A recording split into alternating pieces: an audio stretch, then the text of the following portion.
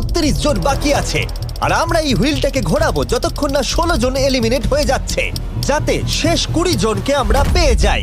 ঠিক আছে 67, আমি তোমার কিউবে আসছি। আর যখন আমি তার কিউবের দিকে যাচ্ছিলাম, চ্যান্ডেলার ওটাকে আবার ঘোরাও। এখন এই হুইলটা কোনো একজনের বয়সে এসে থামবে, আর যার ঘরে থামবে তোমাকে সিদ্ধান্ত নিতে হবে যে তুমি তাকে এলিমিনেট করবে কিনা। 55। চ্যালেঞ্জটা খুবই সিম্পল। 67, তুমি ডিসাইড করো যে 55 এলিমিনেট হবে নাকি তার কিউবে থাকবে। তোমার ডিসাইড করার আগে আমার মনে হয় 55 এর নিজের কথা কিছু বলা উচিত। তেমন কিছু বলার নেই, খুব ভালো সময় কাটলো, এবার তোমার উপর।